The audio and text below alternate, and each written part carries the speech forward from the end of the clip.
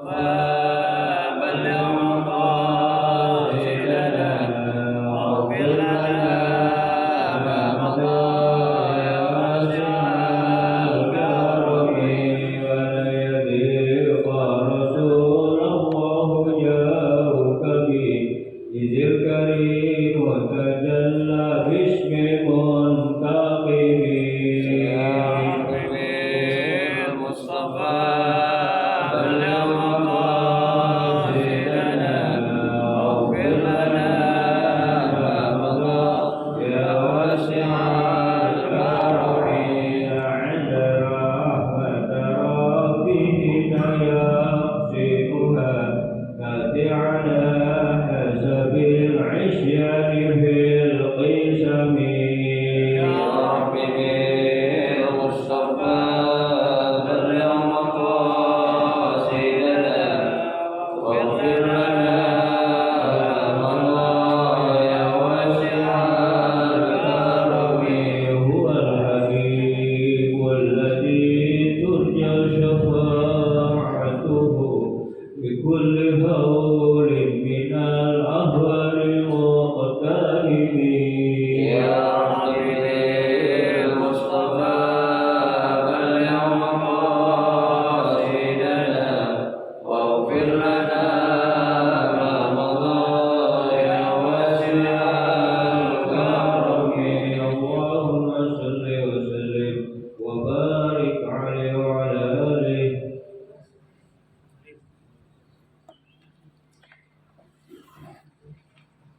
الفاتحة بنية أن الله يكتب علينا فتوح العارفين ويفقهنا في الدين ويرزقنا كمال الإخلاص واليقين وبنية أن الله سبحانه وتعالى يوصل ثوابها إلى أرواح العلماء العاملين الراسخين في العلم اليقين من المحدثين والمفسرين والفقهاء في الدين.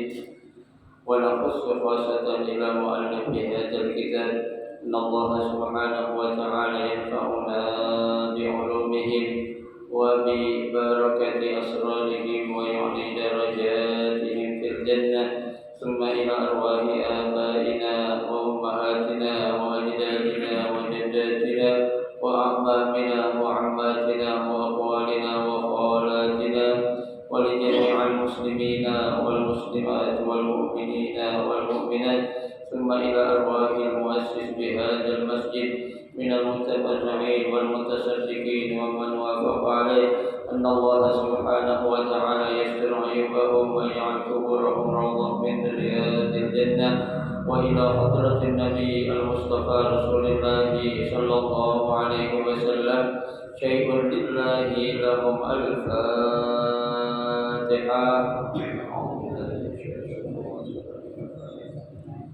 الحمد لله رب العالمين الرحمن الرحيم مالك يوم الدين إياك نعبد وإياك نستعين صراط المستقيم صراط الذين أنعمت عليهم غير المغضوب عليهم ولا الضالين.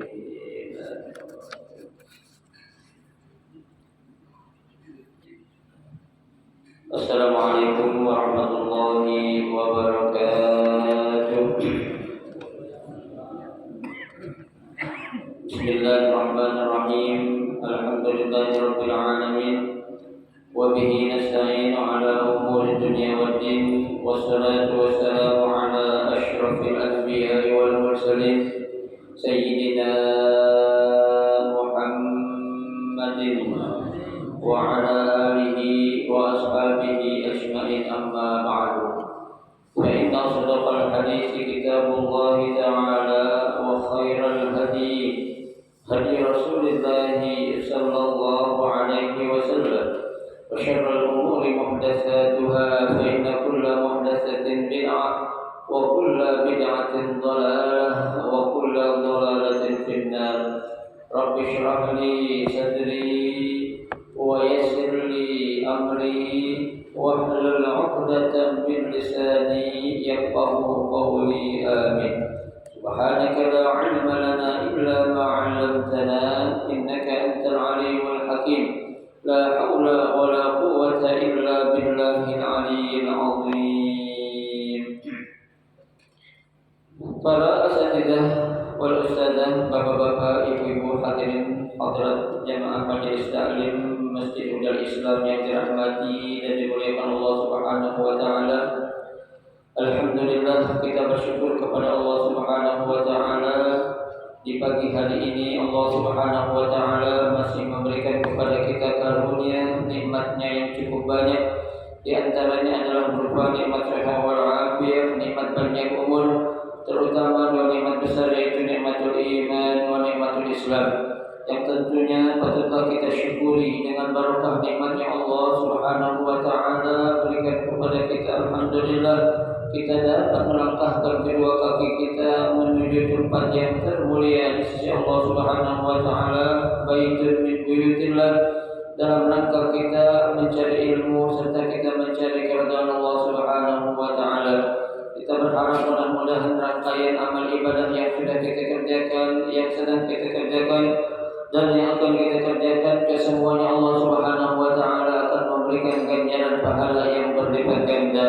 Ilmu-ilmu yang sudah kita pelajari, mudah-mudahan Allah Subhanahu wa taala jadikan ilmu yang bermanfaat, dan yang akan kita pelajari mudah-mudahan Allah Subhanahu wa taala memberikan kemudahan kepada kita untuk memahami dengan sebaik-baiknya. Amin. Allahumma amin. Hadirin hadirat sekalian yang berbahagia, mari kita lanjutkan kembali kajian kitab Riyadhus Shalihin. Ya, melanjutkan bacaan kita yaitu pada bab taqwa, bab tentang takwa. Pada pertemuan hari Sabtu yang lalu kita sudah membaca beberapa ayat ya yang menjelaskan tentang takwa ya, dan juga manfaat dari takwa kita kepada Allah Subhanahu wa taala. Memang dalam berbagai ayat itu banyak disebutkan yang menunjukkan tentang takwa ya. Dari beberapa ayat yang kita baca pada pertemuan Sabtu yang lalu itu hanya atau baru sebagian saja. Ya, banyak pada surah ataupun ayat-ayat lain yang menjelaskan tentang takwa. Nah, pada kesempatan ya pagi hari ini kita akan mempelajari tentang apa sih takwa itu sebenarnya.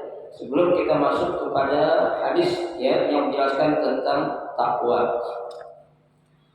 Bismillahirrahmanirrahim. Bab takwa, bab tentang takwa. Asluha ya, asluha wiqwiyun.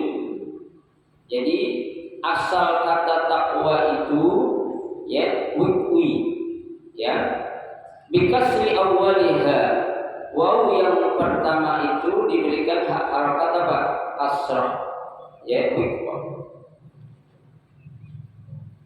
Wa qad yuftah, atau ada yang membaca juga ya dengan berharakat fathah, waqwi ya, jadi boleh waqwiyun atau waqwiyun ya, ada dua cara bacanya itu. Wa hiya ma yasturu ar-ras ya, sesuatu yang menutupi kepala, itu namanya waqwi ya. Kalau kita kan ada bilang taqiyah ya, taqiyah itu bisa dikatakan topi. Kalau yang topi hitam itu, peci hitam kita bilang apa? Kolan suar. Ya, kita bilang kolan suar. Tuh, ya.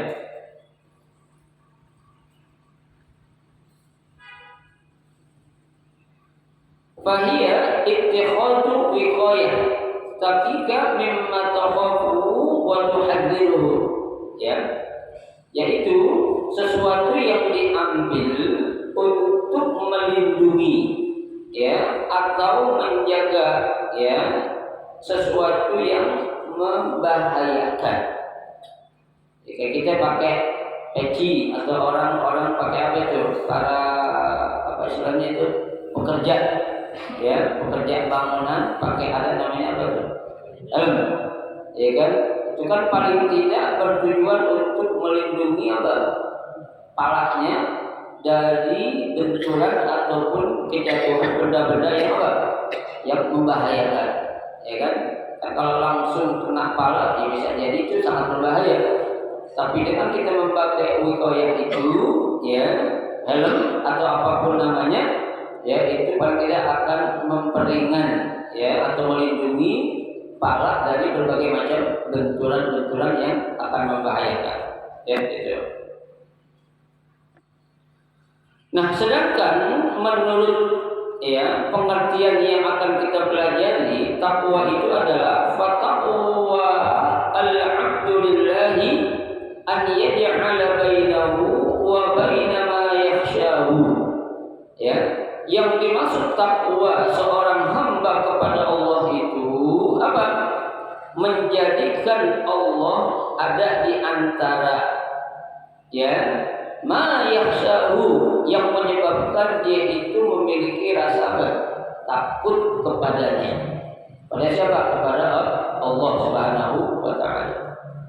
Jadi dia merasa kalau apapun yang dia akan lakukan, kalau kebaikan itu akan mendapatkan pahala atau pujian dari Allah, akan tetapi ketika dia akan melakukan suatu perbuatan dosa atau maksiat, dia sadar, dia tahu kalau Allah itu apa?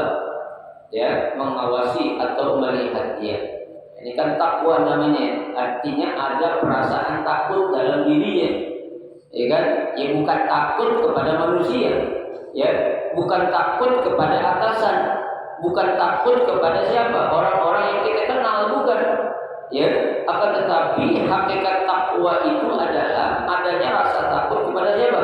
Kepada Allah Subhanahu wa taala. Meskipun kita belum melihat Allah sekarang, tapi yakin Allah pasti apa? Melihat kita semua. Itu.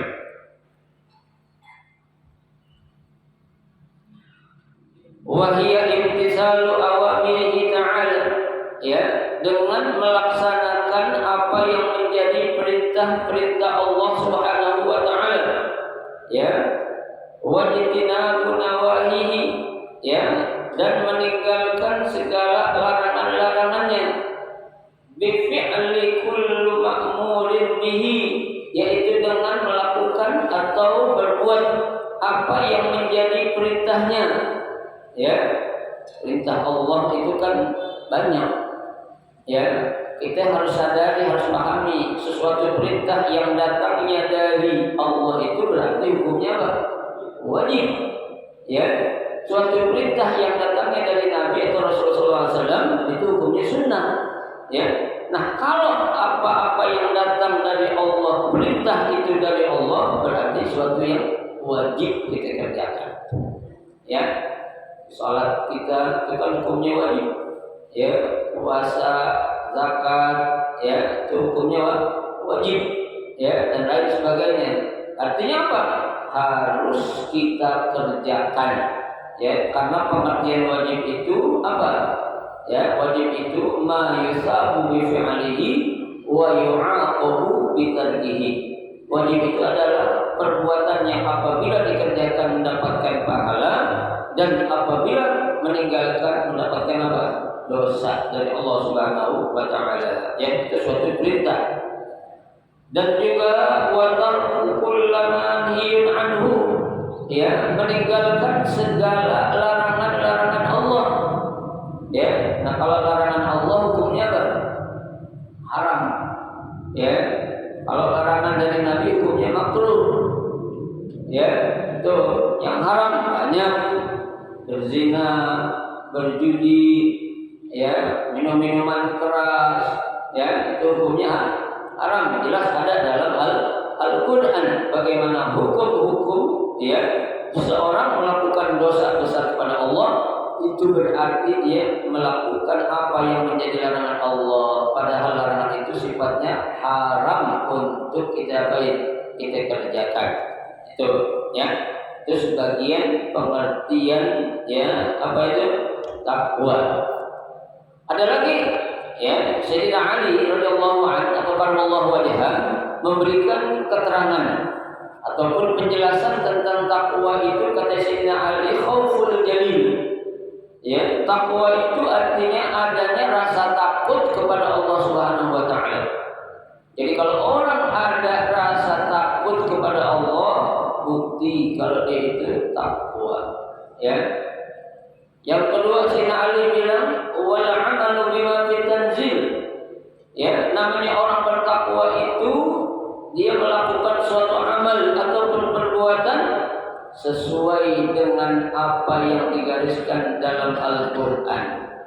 Ya, Al-Quran mengatakan ini suatu perintah, berarti dia harus mengerjakan itu suatu kewajiban. Ya, Al-Quran mengatakan itu suatu larangan, berarti seorang hamba itu harus meninggalkan itu suatu yang haram. Ya, lah tujuan daripada kita ada rasa takut kepada Allah dan beramal sesuai dengan Al-Quran dan hadis Nabi Muhammad SAW. Tujuannya apa? Wa isti'dadu atau isti'dad li yaumir rahil. Ya, dia akan menyiapkan dirinya ya saat apa? Saat akan kembali kepada Allah Subhanahu wa taala. Artinya dia berbekal dengan amal ataupun perbuatan yang bakal dia bawa saat dia menghadap Allah Subhanahu wa taala.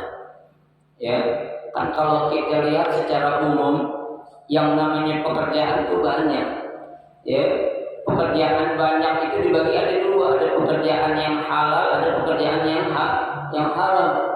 Ya, pekerjaan yang haram juga ada dibagi dua lagi, ada yang sunnah, ada yang wajib. Ya, ada yang makruh. Nah, itu suatu saja amal atau perbuatan yang memang sudah ditentukan, ya, baik oleh Allah dan oleh Rasulullah SAW.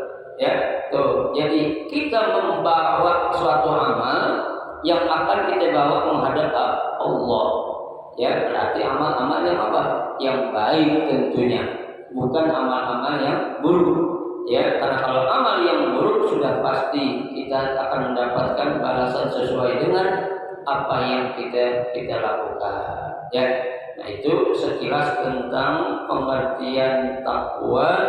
Ya, yang diberikan oleh ulama termasuk juga ya Sayyidina Ali karramallahu wajhah yang merupakan sahabat Nabi dan juga menantu Nabi kita Muhammad sallallahu alaihi wasallam ya. Nah, sekarang kita akan langsung membaca tentang hadis yang menunjukkan takwa ya. Al-awwal, hadis yang pertama. An Abi Hurairah radhiyallahu anhu qala Qila ya Rasulullah man akramun nas faqala atqahum faqalu laisa an hadza nas'aluka qala fa Yusuf nabiyullah ibnu nabiyillah ibnu khalilillah qalu laisa an hadza nas'aluka qala fa'an ma'adini al-arab tas'aluni khiyaruhum fil jahiliyah khiyaruhum fil islam idza faqahu muttafaq alaih wa fuqahu bi dhammil qaf 'ala al-mashhur wa hukiya kasriha ay amilu ahkam asy-syar'i. Hadis yang pertama tentang takwa dari Abu Hurairah radhiyallahu an. Ya, kita sudah pelajari siapa itu sahabat ya Abu Hurairah. Ya. Qala, dia berkata, "Qila ya Rasulullah." Ada seorang bertanya kepada siapa? Kepada Nabi Muhammad sallallahu alaihi wasallam. Ya. Ini orang bertanya kepada Nabi. Ya. Man akramun nas. Siapa sih orang yang paling mulia? Ya. Ini sahabat bertanya kepada Nabi, siapa sih sebenarnya orang yang paling mulia? Ya. Sini kan sahabat itu pengen tahu itu jawaban dari siapa? Dari Rasulullah sallallahu alaihi wasallam. Ya. Nabi menjawab, faqala atqahum. Orang yang paling mulia adalah orang yang paling bertakwa di antara mereka. Ya, kan Allah dalam Al-Quran sudah menjelaskan ya predikat yang paling tinggi di sisi Allah itu siapa? orang yang bertakwa. Dalam Al-Quran Allah katakan inna akramakum indallahi atqakum. Ya, inna akramakum, sesungguhnya orang yang paling mulia di antara kalian, ya, di sisi Allah siapa tuh? Atqakum, orang yang paling bertakwa di antara kalian. Ya, bukan orang yang paling kaya, bukan orang yang paling alim, bukan. Ya, tapi orang yang paling bertakwa kepada Allah Subhanahu wa taala. Ya, kenapa? Karena hakikat seorang yang dikatakan itu orang alim bukan yang banyak ilmunya. Ya, tuh orang alim baru dikatakan orang alim yang sebenarnya. Dalam Al-Quran Allah gambarkan siapa? Innama yakhsyallaha min ibadihi al-ulama. Ya, orang yang paling memiliki rasa takut kepada Allah sebenarnya itu siapa? Mereka itu adalah para ulama. Ya, jadi kesimpulannya kalau dia dibilang ulama, dia dibilang ya tokoh, tapi nggak ada yang punya rasa takut sama Allah, kalau menurut prediksi Al-Quran dia bukan ulama namanya. Ya, karena Allah sudah menggariskan tadi itu. Yang dikatakan ulama siapa? Orang yang punya rasa takut kepada Allah.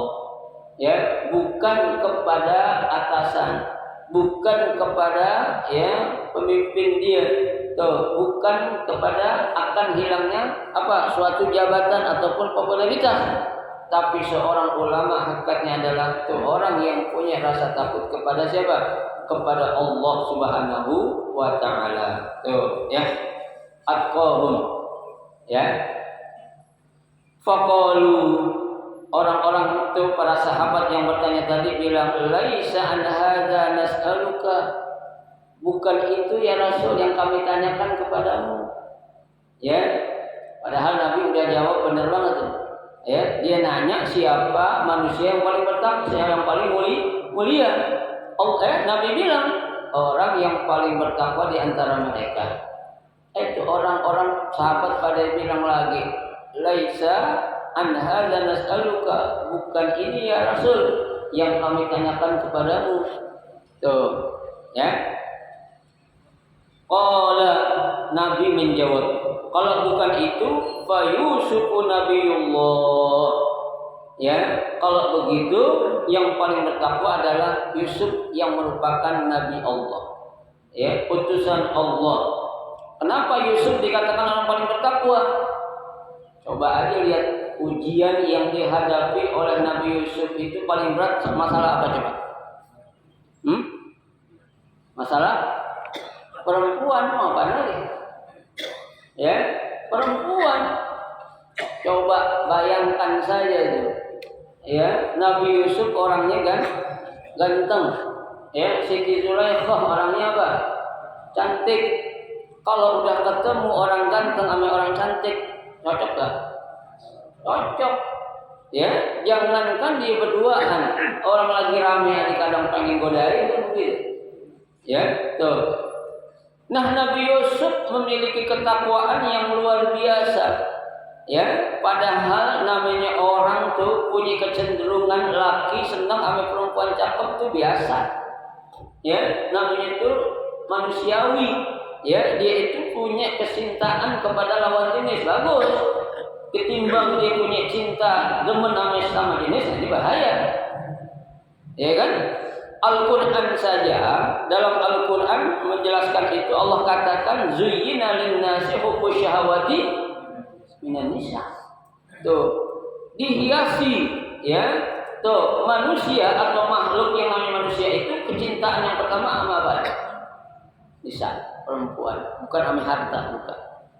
Ya, pertama perempuan.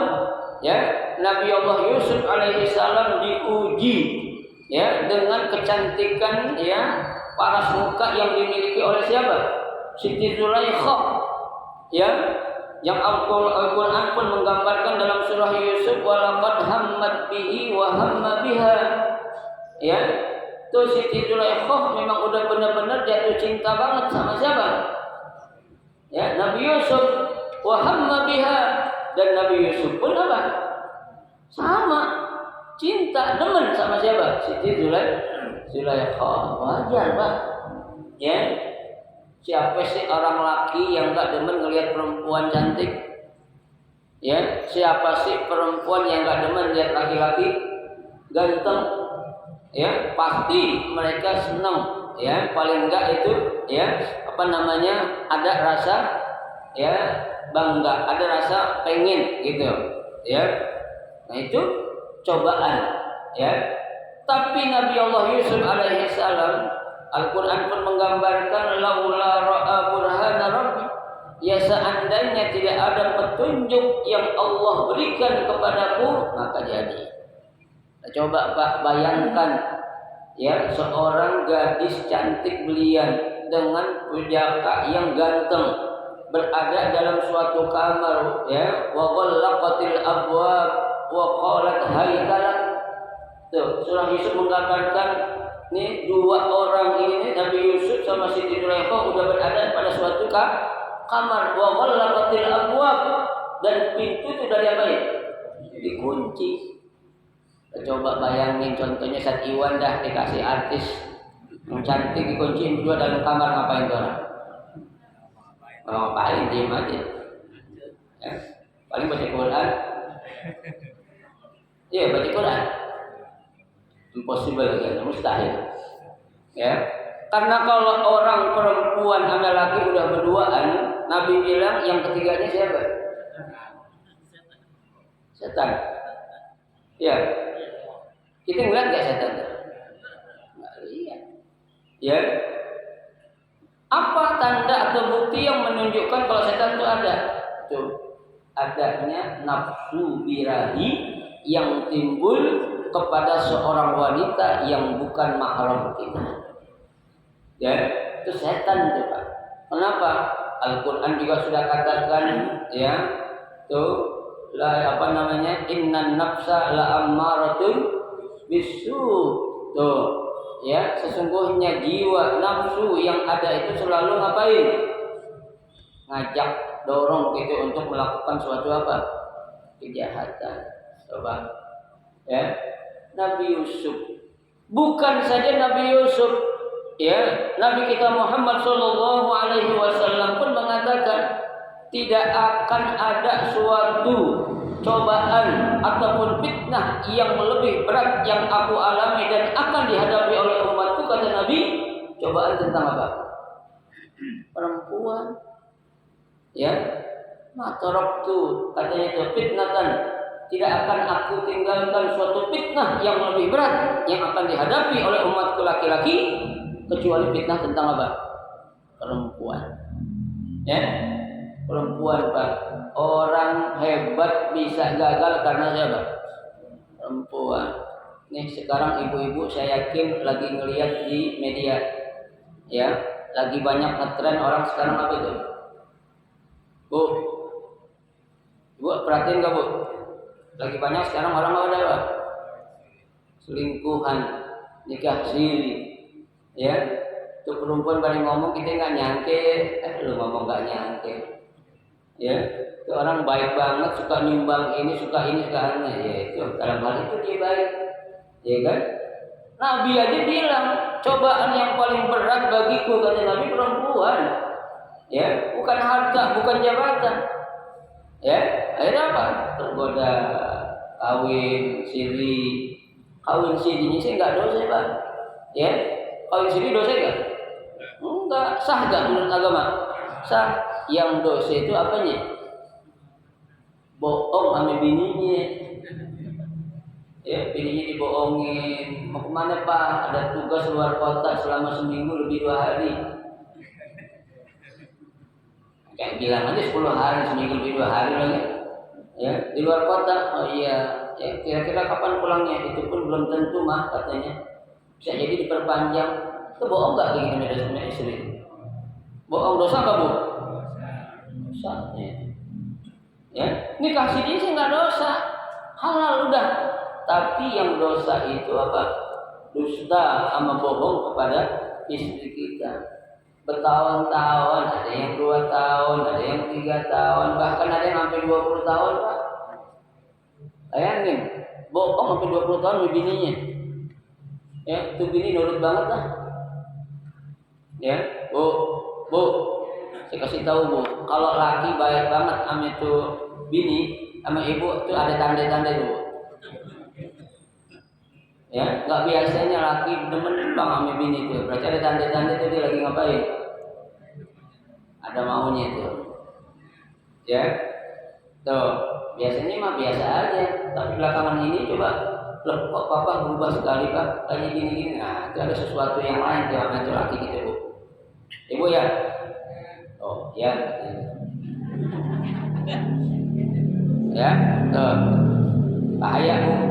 Sekarang yang namanya perempuan itu ya Allah, ya cobaannya memang ujiannya luar biasa, ya. Tuh Nabi Yusuf, Nabi Muhammad ujiannya perempuan, tapi alhamdulillah yang Allah uji bukan orang sembarangan, ya. Nah, kalau kita diuji sama perempuan kayak seperti yang diuji oleh Allah kepada Nabi Yusuf sama Nabi Muhammad SAW, habis gitu kan, ya. Tuh, jadi kita harus sadar, ya memang ujian yang paling berat itu adalah ujian yang Allah datangkan berupa perempuan buat laki-laki. Perempuan begitu gak? Senang gak sama laki ganteng? Sama aja, ya. Cuma gak sehebat laki-laki cinta suka sama perempuan. Saya tanya ibu-ibu senang gak bu ngeliat laki-laki ganteng bu? Bu, takut dia ngomong. Bingung ada laki gue katanya. Ya, biasa nggak apa-apa, ya namanya juga suka, ya. Nah, Nabi Allah Yusuf itu ibnu Nabiillah, anak dari Nabi, ibnu Nabiillah, anak dari Nabi lagi, ibnu Khalilullah, anak dari siapa? Kekasih Allah, ya. Tuh, qalu laisa an hadza nas'aluka. Itu para sahabat tuh orang yang tanya tadi ngomong lagi, bukan itu ya Rasul yang kami tanyakan kepadamu. Nabi ini orang nanya apaan sih? Ya, tadi dia nanya siapa orang yang paling mulia. Ya, Nabi bilang orang yang paling takwa. Dia bilang bukan itu yang gue tanyain. Ya, udah kalau gitu gue contohin orangnya dah. Nabi Yusuf kata Nabi Muhammad. Dia bilang juga bukan itu yang gue tanya ya Rasul pada ente. Ya, tuh qala ya ma'adil Arab tas'aluni, ya. Yang kalian tanyakan kepadaku adalah para tokoh atau pemuka-pemuka Arab, ya, atau orang-orang hebat, ya, yang dari bangsa Arab yang kamu tanyakan maksudnya orang-orangnya itu, ya. Tuh Nabi langsung jawab, khiyaruhum fil jahiliyati khiyaruhum fil Islam idza faquhu. Tuh Nabi katakan orang yang paling baik di antara mereka itu, meskipun mereka berada di zaman jahiliyah, yaitu orang yang paling baik di antara mereka terhadap Islam dan mereka tahu tentang Islam. Ibu, Pak, jadi meskipun mereka hidup di zaman jahiliyah, tapi mereka tetap mau beriman kepada Allah, mau beriman kepada para nabi yang Allah utus, dan mereka paham tentang Islam. Itu yang menjadi orang-orang yang paling mulia. Tuh, ya. Nabi aja bu hidup zaman apa? Zaman jahiliyah. Dicoba aja sebelum Nabi diangkat menjadi Nabi dan Rasul, apa yang terjadi itu? Ya, kaum wanita mereka kubur hidup-hidup. Ya, kaum wanita tidak ada harga dirinya sama sekali. Sangat rendah orang perempuan di zaman jahiliyah, ya. Bahkan ya ketika ada seorang pasangan suami istri melahirkan seorang anak perempuan, iswaddat wajhuhu, muka mereka itu apa? Ya, malu, merah, saking malunya karena punya anak apa? Perempuan. Tuh. Padahal yang namanya seorang anak mau laki atau perempuan itu sama aja. Itu karunia Allah. Ya, kemuliaan seseorang hamba itu tidak dilihat dari apanya? Jenis kelaminnya. Ya. Lah perempuan-perempuan banyak yang lebih mulia daripada laki-laki. Contohnya Siti Maryam perempuan bukan? Perempuan. Ya, siapa lagi itu? Siti Masita, perempuan bukan? Perempuan. Aisyah, perempuan bukan? Perempuan. Ya, tapi mereka itu ya ketakwaan dan keimanan serta keilmuannya banyak mengalahkan sahabat-sahabat yang laki. Tuh, ya Aisyah dikatakan apa itu? Ummul Mukminat, ya ibunya daripada perempuan-perempuan yang beriman. Ya, alim tuh Sayyidah Aisyah tuh. Ya, orang pintar bukan orang sembarangan.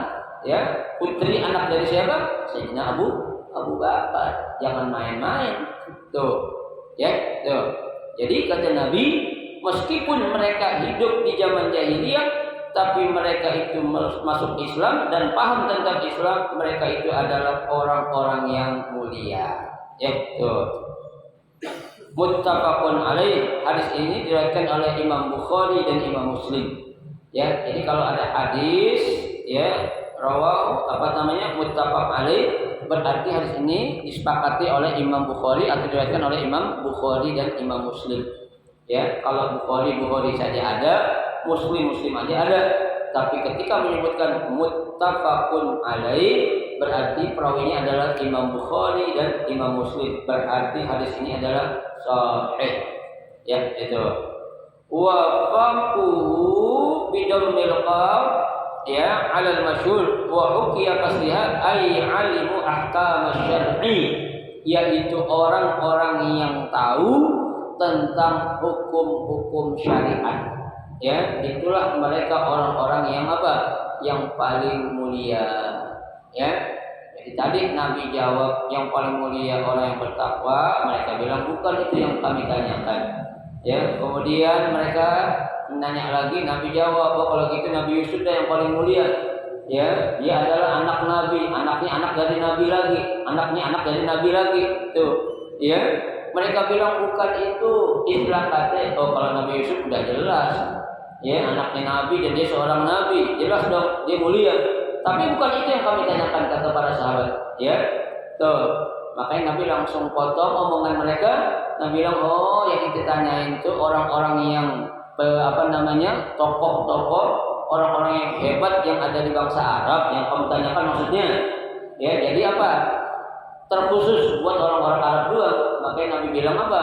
Orang yang hidup di zaman jahiliyah, ya dia itu beriman dan masuk Islam dan dia ngerti tentang hukum syariat, itulah mereka orang-orang yang mulia di sisi Allah Subhanahu wa taala. Ya, itu. Jadi zaman ataupun kondisi keadaan itu tidak menentukan. Ya, dia hidup di tengah orang-orang enggak baik, bukan berarti dia itu akan jadi orang enggak baik, belum tentu. Ya, bisa jadi dia menjadi orang-orang yang akan memberikan warna. Ketika dia hidup pada suatu daerah atau tempat yang tidak baik, justru dia mengajak orang lain yang tak baik itu menjadi orang baik. Ya, begitu juga tempat saya katakan tidak menjamin. Contohnya, ya ada dikatakan kota suci. Ya, kota suci Mekah, kota suci Madinah Al-Munawwarah. Ya, apakah menjamin semua orang hidup di kota itu orang benar semua? Tak menjamin. Ya, kotaknya suci Bang, tapi orangnya belum tentu. Bisa jadi kotaknya atau daerahnya memang bobrok, tapi isinya orang itu belum tentu semuanya bobrok atau hancur akhlaknya. Ya, itu tergantung kepada siapa? Kepada orang atau pribadi masing-masing.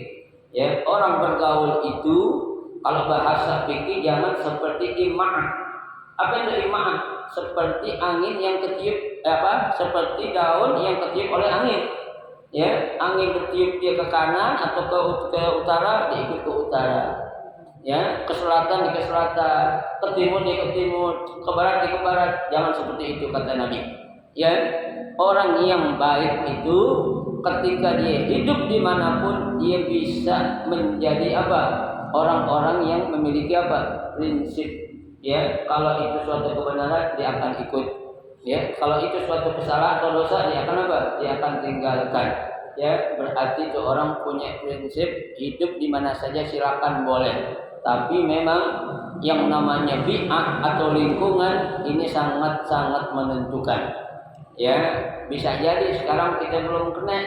ya, tapi suatu saat karena kita sering melihat, sering menyaksikan, dan sering mendengar, jadi kita akan tertarik. Nah ini yang berarah nanti kepada anak-anak keturunan kita, Pak.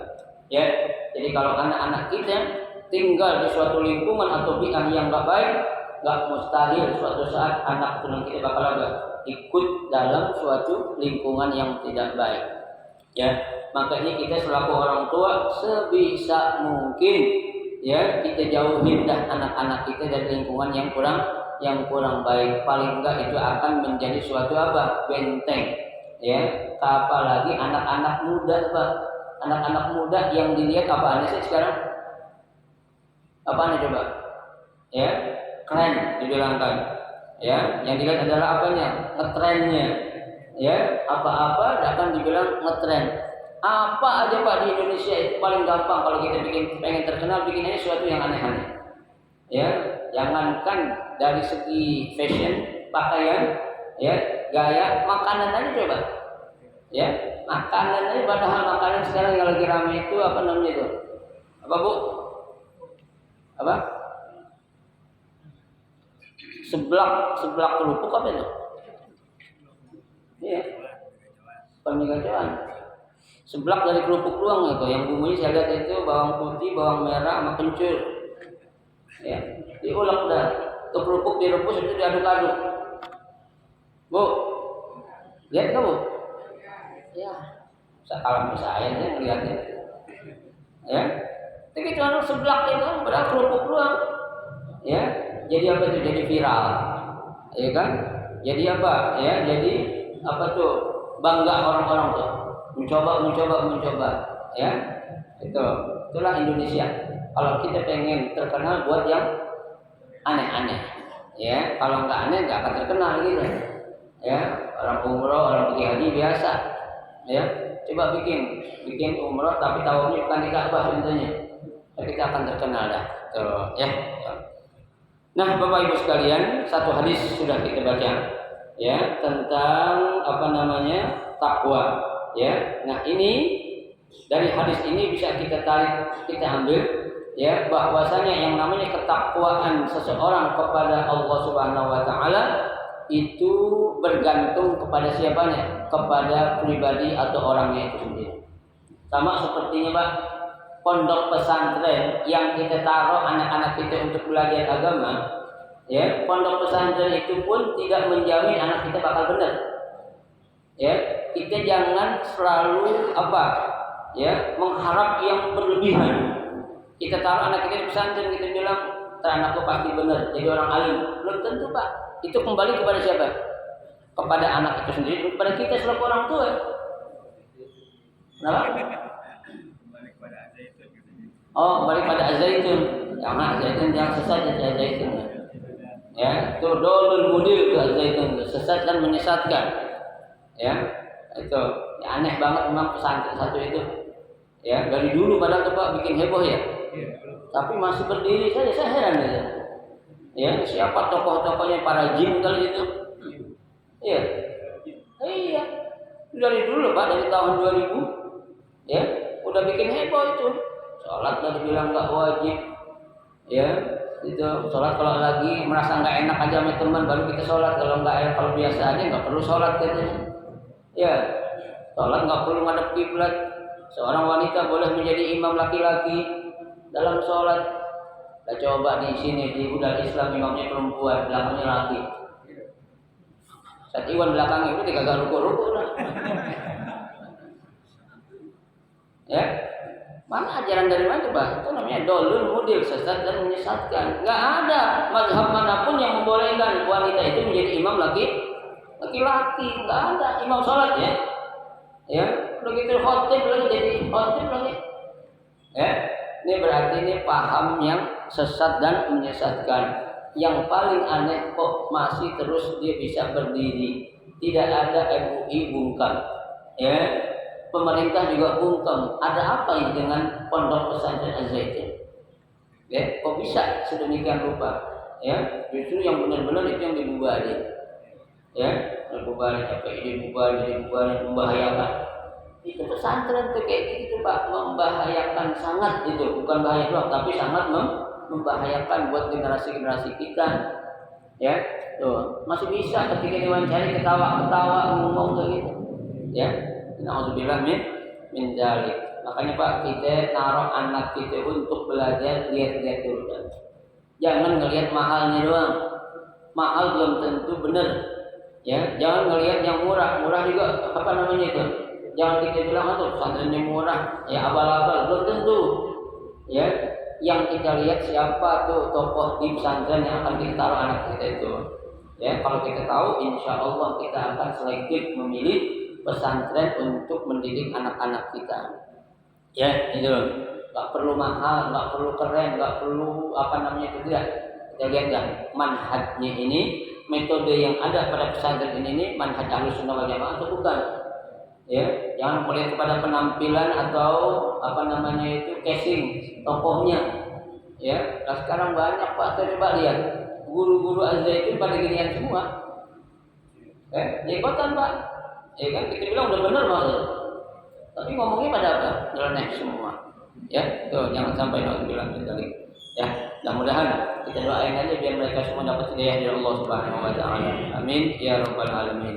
Ini saja satu hadis yang kita baca, mudah-mudahan ya menjadi suatu motivasi, suatu dorongan buat kita untuk kita selalu mendekatkan diri kita, ketakwaan kita kepada Allah Subhanahu wa taala. Amin ya rabbal alamin. Silakan para mau ditanya.